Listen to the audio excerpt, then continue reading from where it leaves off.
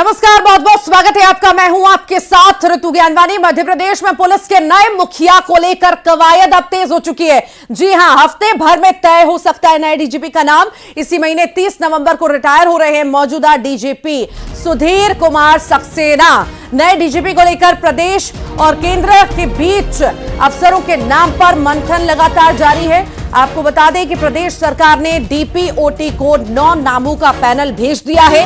केंद्र सरकार 9 में से 3 नामों का पैनल बनाकर प्रदेश सरकार को भेजेगी। होमगार्ड, पुलिस हाउसिंग कॉरपोरेशन और ईओडब्ल्यूडीजी के नाम चर्चा में आगे हैं। कैलाश मकवाना, अजय शर्मा और अरविंद कुमार के नाम दौड़ में सबसे आगे चल रहे हैं। हफ्ते भर में यह कहा जा रहा है कि हफ्ते भर में नए डीजीपी का नाम तय हो सकता है।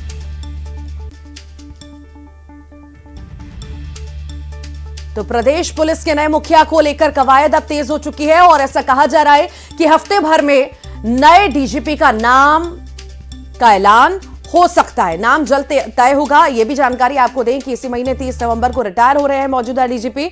ज्यादा जानकारी लेंगे, सहयोगी वासु हमारे साथ जुड़ गए हैं। वासु, पुलिस के नए मुखिया को लेकर कवायद तेज हो चुकी है। नामों का पैनल भी केंद्र में भेजा गया है। मंथन लगातार चल रहा है। कौन कौन से नाम सबसे आगे चल रहे हैं? निश्चित तौर पर देखिए, मध्य प्रदेश के जो मौजूदा डीजीपी हैं सुधीर सक्सेना, वो इसी महीने रिटायर होने जा रहे हैं और पुलिस विभाग की कमान अब किसके हाथों में होगी, इसको लेकर जमकर मंथन जो है वो शुरू हो गया है। भोपाल से लेकर दिल्ली तक जो मंथन है वो किया जा रहा है और 3 नामों की चर्चा जो है वो मुख्य रूप से हो रही है, जिसमें कैलाश मकवाना का नाम सामने आ रहा है, अजय शर्मा का नाम सामने आ रहा है और दो तमाम बड़े जो अधिकारी हैं, सीनियर जो अधिकारी हैं, उनके नामों को लेकर भी लगातार जो चर्चा है वो की जा रही है। अरविंद कुमार का नाम चर्चा में, जो समय डीजी होमगार्ड है, ये सभी जो अधिकारी हैं इनका कहीं ना कहीं स्पेशलाइजेशन रहा है। खासतौर पर अगर लॉ एंड ऑर्डर की बात करें, कानून व्यवस्था को मेंटेन करने की बात करें, इन तमाम जगहों पर इन्होंने अपनी लंबी सेवाएं जो हैं वो दी हैं और ज़्यादातर ये जो अधिकारी हैं वो 1980 के दशक के जो IPS ऑफिसर्स हैं वो हैं। तो जाहिर सी बात है कि लंबा इनका अनुभव है पुलिस व्यवस्था में, पुलिस सेवा में, और ना सिर्फ इन्होंने ग्राउंड जीरो पर जाकर काम किए हैं, अलग अलग जिलों में काम किया है, अलग अलग जो IG रेंज होती हैं, जो DIG रेंज होती हैं, उनमें इन्होंने काम किया है, बल्कि जो EOW जैसे महत्वपूर्ण डिपार्टमेंट होते हैं, आर्थिक अपराध जो प्रकोष्ठ है उसकी बात कर ले, होमगार्ड्स की बात कर ले, तो इन महत्वपूर्ण जगहों पर भी इन्होंने अपनी भूमिका निभाई है। तो इस लिहाज से इनके नाम सबसे आगे हैं। बहरहाल देखना होगा कि फाइनल जो मुहर है वो किसके नाम पर लगती है, लेकिन अब MP की ओर से जो नामों के पैनल हैं वो दिल्ली भेज दिए गए हैं और जल्द ही जो फाइनल नाम है वो सामने आ जाएंगे और मध्य प्रदेश को अपना नया पुलिस मुखिया जो है वो मिल जाएगा। जी ठीक, बहुत बहुत शुक्रिया फिलहाल वासु जानकारी को साझा करने के लिए। तो ये आपको बता दें कि अब नए डीजीपी की तलाश तेज हो चुकी है। 9 नामों का पैनल बना करके केंद्र को भेज भी दिया गया है। 3 नाम सबसे आगे चल रहे हैं, उनका भी सहयोगी ने जिक्र किया और अब ये माना जा रहा है कि हफ्ते भर में जो है नए डीजीपी का नाम सामने आ सकता है।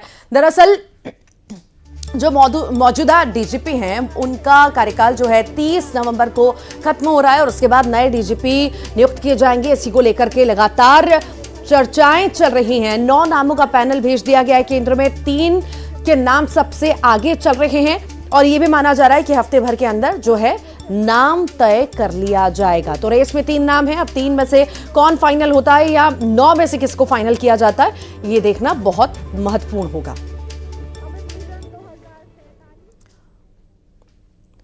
शाहजहांपुर के मनिहारवाड़ी में हुए विवाद के बाद संवेदनशील स्थानों पर पुलिस बल तैनात किया गया है। नई सड़क क्षेत्र में एडिशनल SP, SDM, SDOP, तहसीलदार सहित आला अधिकारियों ने पैदल घूमकर स्थिति का जायजा लिया। कोतवाली थाना पुलिस ने विवाद के मामले में 5 महिलाओं सहित 6 आरोपियों को गिरफ्तार भी किया है। बता दें कि आरोपियों की गिरफ्तारी के बाद हिंदूवादी संगठनों ने आंदोलन खत्म कर दिया।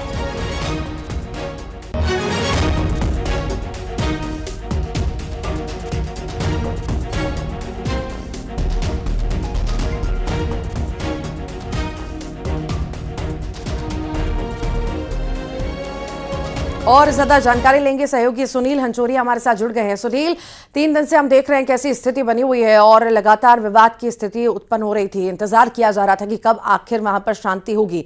कैसे हालात वहां पर हैं?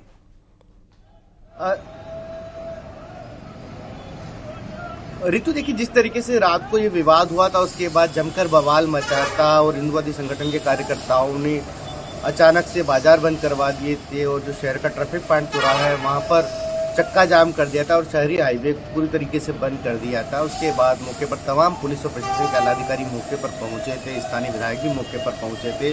उन लोगों ने बताया कि जिन लोगों ने हिंदुवादी संगठन के कार्यकर्ता के ऊपर पत्थर फेंके थे उन लोगों को गिरफ्तार कर लिया है। इस पूरे मामले में प्रारंभिक जानकारी ये है कि कोतवाली पुलिस ने 6 लोगों के खिलाफ मामला दर्ज कर उन्हें जेल भेज दिया, जिनमें 5 महिलाएं शामिल है।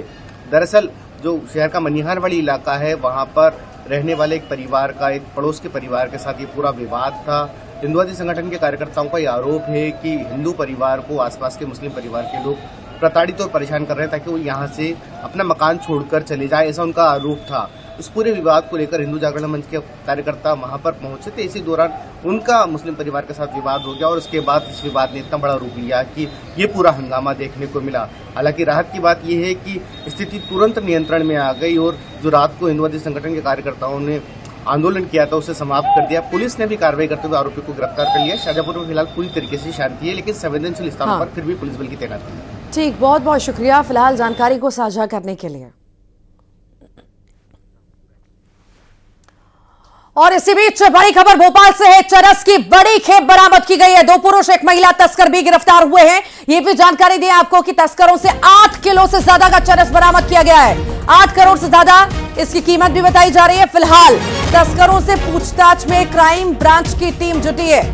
तो लगातार चरस, गांजे की खेप आप देख रहे हैं बरामद हो रही है। अलग अलग जगह प्रशासन छापेमारी कर रहा है और ऐसे लोगों को पकड़ भी रहा है जो लगातार तस्करी कर रहे हैं। इसी बीच ये बड़ी सफलता प्रशासन के लिए मानी जा सकती है।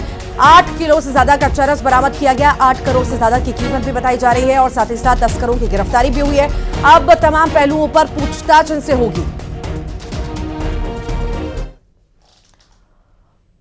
और एमपी में तैयार हो रहा है नक्सलियों का कैडर। खुफिया एजेंसियों को मिले हैं मामले के इनपुट। बता दें, राज्य सरकार ने केंद्र सरकार से मांग की है। केंद्र से सीएपीएफ की 2 बटालियन की मांग की गई है। बालाघाट, मंडला, डिंडौरी में तैनात होंगे जवान। सीएपीएफ के 2000 जवानों की तैनाती होगी।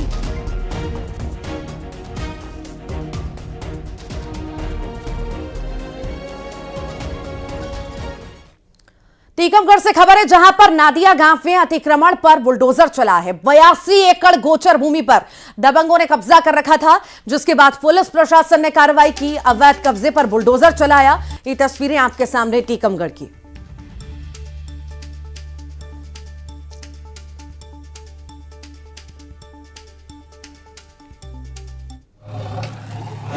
और मध्य शासन की मंशा अनुसार गोचर भूमि को अतिक्रमणकारियों से मुक्त कराना सरकार और शासन का उद्देश्य है।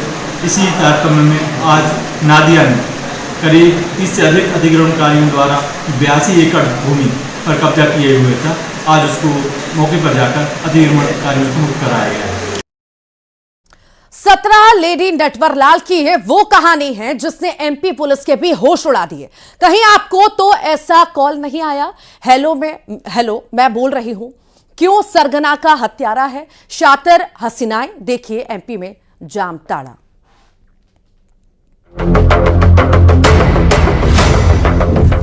एमपी में जामताड़ा, एक कॉल 17 लेडी नटवरलाल।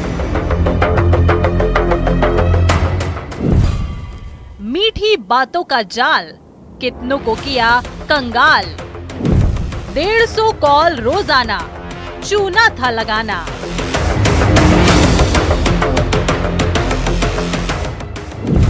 फर्जी कॉल सेंटर की आड़ ठगी का कारोबार। शेयर ट्रेडिंग वाली शातिर हसीनाएं। हेलो सर, आपको चूना लगने वाला है। हेलो सर, इस एक हेलो ने एमपी पुलिस को भी हिला कर रख दिया है। 1 2 नहीं बल्कि साइबर फ्रॉड की शातिर 17 हसीनाएं, 17 लेडी नटवर लाल। इनका कॉल आते ही शिकार इनके झांसे में ऐसा फंसता है कि उसकी जेब पर डाका पड़ना तय होता है। रोजाना 1-2 नहीं बल्कि 150 कॉल लगाती हैं ये लेडी नटवर लाल। यानी बड़ी शिद्दत से शिकार को फंसाने का जाल बुना जाता है। फेक कॉल वाले इस गैंग का हेडक्वार्टर मंदसौर में था। शामगाड़ की पंजाबी कॉलोनी में फर्जी कॉल सेंटर चल रहा था, जिसमें 17 लड़कियां और 4 लड़के ठगी की पूरी कंपनी को रन कर रहे थे। हमारे साइबर हेडक्वार्टर में एक सूचना आई थी कि मंदसौर जिले में एक शामगढ़ थाना है, उस क्षेत्र में एक फर्जी कॉल सेंटर चल रहा है जहां पे साइबर ठगी बहुत बड़े मात्रा पे हो रही है। वहां पे सूचना को वेरीफाई किया गया और हमारी टीम आज साइबर हेडक्वार्टर उज्जैन की जो ब्रांच है वो वहां पे पहुंची और उन्होंने रेड किया। पाया कि एक फर्जी कॉल सेंटर चल रहा है। वहां पे करीब 22 कर्मचारी काम कर रहे थे। उनके पास बहुत सारे मोबाइल फोन्स, सिम कार्ड्स आदि मिले हैं। एमपी के इस जामताड़ा की इनसाइड स्टोरी सुनिए। मतलब साफ है कि लेडी नटवर लाल ठग गैंग के मास्टरमाइंड का हथियार है। ठग के सरगना को ये यकीन था कि अगर कोई लड़की कॉल करेगी तो इस पर शिकार को शक नहीं होगा। रोजाना 150 कॉल में से कोई न कोई तो जरूर फंसेगा। कि लोगों को कॉल करते थे और एक फर्जी डायमंड रिसर्च कंपनी के नाम पे, इन्वेस्टमेंट के नाम पे वो पैसे इनसे लेते थे और बैंक अकाउंट में पैसे आ जाते थे, उनसे इन्वेस्टमेंट कराते रहते थे। जब वो पैसे मांगता था तो कॉल वो बंद कर देते थे, अपना नंबर चेंज कर देते। तो ऐसे साइबर ठगी की एक बहुत बड़ा रैकेट का हमने पर्दाफाश किया है और हमें आशा है कि ऐसी कार्रवाइयां निरंतर चलती रहेंगी। उज्जैन राज्य साइबर पुलिस ने जब रेड मारी तो पूरा तामझाम देखकर पुलिस वाले भी हैरान थे। क्या ऐसा कॉल आपको भी आया है? अब ठगी कैसे होती थी इसे भी सुनिए। गैंग शेयर ट्रेडिंग में इन्वेस्ट करने और मुनाफे वाली स्कीम का लालच देती थी। कॉल सेंटर पे बैठता था या बैठती थी और an average around 150 calls per day ये करते थे और उसका 7-8% पे उनको रिस्पांस मिल जाता था। फिर वो डायमंड रिसर्च कंपनी के नाम पे पूरा एक ऐप के माध्यम से पूरा डिटेल्स भरवाते थे, लॉगिन करवाते थे, पासवर्ड बनवाते थे और उसके बाद बैंक अकाउंट देते थे खुद का, उसमें पैसे लेते थे, फिर इन्वेस्टमेंट कराते जाते थे। और जो वेबसाइट जब खुलती थी ट्रेडिंग कंपनी की तो उसमें उनको सारा प्रॉफिट नजर आने लगता था। जो भी ठगा गया है व्यक्ति, उसको लगता था कि मेरा एक्चुअली प्रॉफिट हो रहा है, परंतु ऐसा होता नहीं था। बकायदा ऐप डाउनलोड करवाकर डायमंड रिसर्च कंपनी के नाम पर चूना लगाया गया। वेबसाइट पर शिकार को लगता कि उसे मुनाफा हो रहा है, लेकिन पैसा निकालने की बात आती तो गैंग का मोबाइल बंद और फिर अगले शिकार में गिरोह लग जाता है। इस साइबर फ्रॉड का किंग पिन कौन है? कितने लोगों के वॉलेट पर डाका डाला गया? कितने शिकार हुए हैं लेडी नटवरलाल गैंग के? अब तक इस रात से पर्दा नहीं उठा है। भोपाल से वासु चौरे, मंदसौर से नरेंद्र धनौतिया और उज्जैन से अजय पटवा के साथ bureau report, news 18 Madhya Pradesh, Chhattisgarh.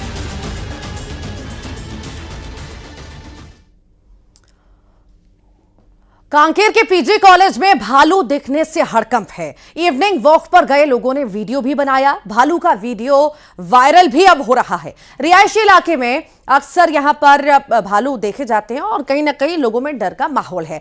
आगे बढ़ते हैं, रायपुर का जिक्र करते हैं। रायपुर में नालंदा परिसर के पास बड़ा हादसा हुआ है। तेज रफ्तार कार फुटपाथ पर घुसी है। कार ने सड़क किनारे लगे ठेले को टक्कर मारी। कार में 4 लोग सवार थे। घायलों का अस्पताल में इलाज जारी है। सरस्वती थाना क्षेत्र में यह हादसा होना बताया जा रहा है। ये तस्वीरें आपके सामने रायपुर की। सड़क किनारे लगे ठेले को टक्कर मारती हुई कार गई है। ये देखिए, पेड़ से जा टकराई। कार में 4 लोग सवार बताए जा रहे हैं। फिलहाल सभी का इलाज जारी है। अस्पताल में भर्ती कराया गया।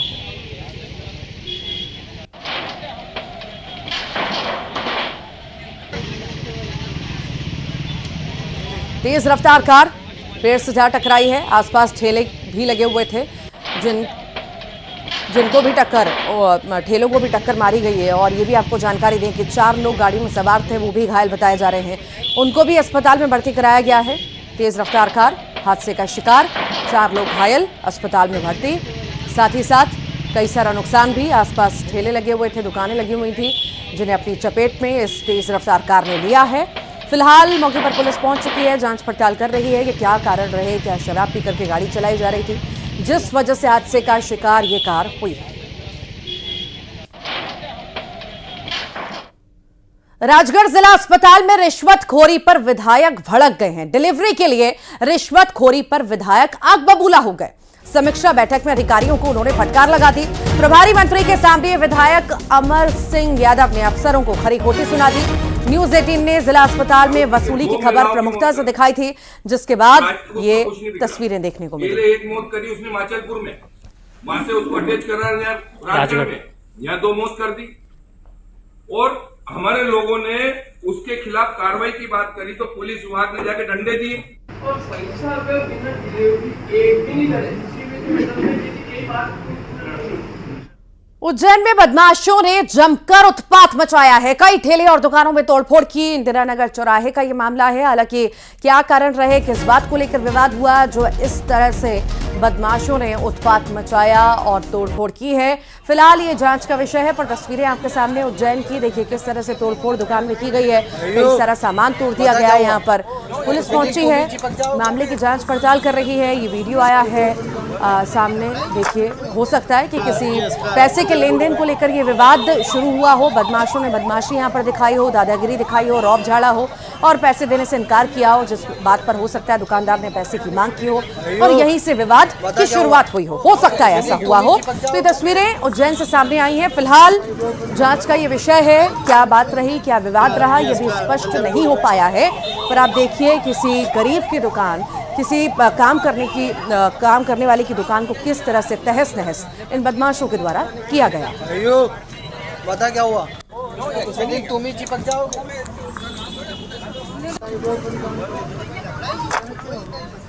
ये इसका पंजाबी लूट गए।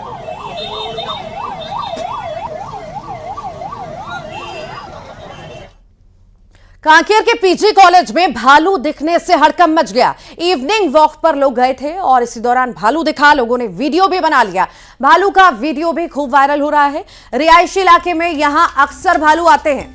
रिहायशी इलाके में भालू आने से कहीं ना कहीं लोगों में दहशत भी है। डरे हुए हैं लोग कि कहीं उन पर ये भालू हमला ना कर दे। एक्सक्लूसिव तस्वीरें दिखा रहे हैं आपको कांकेर की।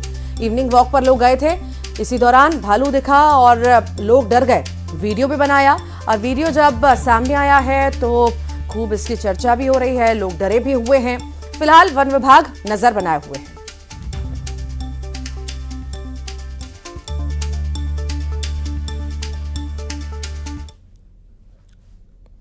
और महाराष्ट्र विधानसभा चुनाव को लेकर प्रधानमंत्री नरेंद्र मोदी गुरुवार को महाराष्ट्र दौरे पर थे और इसी दौरान उन्होंने रायगढ़ जिले के पनवेल के इस्कॉन मंदिर में भी दर्शन किए, जहां पीएम मोदी का इस्कॉन की ओर से विशेष स्वागत किया गया। इस मौके पर पीएम मोदी भगवान कृष्ण के भक्तों के साथ मंजीरा बजाते नजर आए हैं। इससे पहले उन्होंने पनवेल में एक चुनावी सभा को संबोधित किया, जहां उन्होंने रायगढ़ से अपने करीबी और भावनात्मक रिश्ते का जिक्र किया।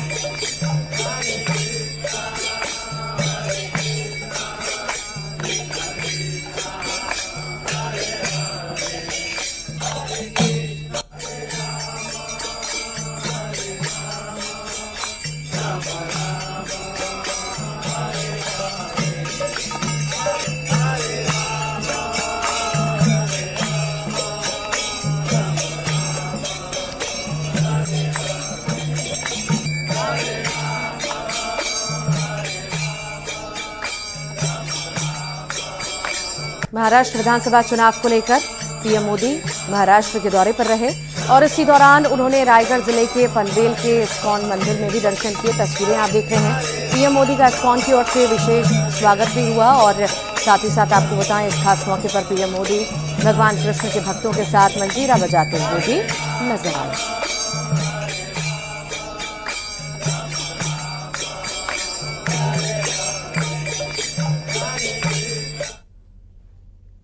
देव दीपावली पर गंगा आरती देखने के लिए लाखों देसी विदेशी पर्यटक काशी पहुंच चुके हैं। 21 अर्चक महाआरती करने वाले हैं। पहली बार ऐसा होगा कि देश दुनिया इस महाआरती को ऑनलाइन देखेगी। पहली बार गंगा सेवा निधि की वेबसाइट पर लाइव आरती दिखाई जाएगी। पीएम मोदी भी लाइव गंगा आरती देखेंगे। तो देव दीपावली पर महाआरती होने जा रही है और पहली बार ये लाइव भी देखी जा सकेगी। जो लोग यहाँ पर नहीं पहुँच सकते, काशी नहीं पहुँच सकते, तो वो घर बैठे भी लाइव आरती देख सकते हैं। बहुत सारी तैयारियां देव दीपावली को लेकर के भव्य आरती का आयोजन किया गया है और भव्य आरती आज होगी। कई सारी तैयारियां भी की गई हैं और ये जो लाइव प्रसारण है आरती का होगा। वाराणसी का हम जिक्र कर रहे हैं।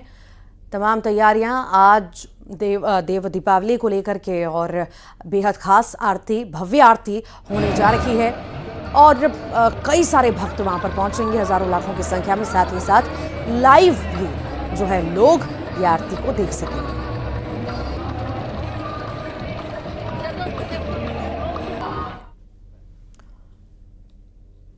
और आइए अब देखेंगे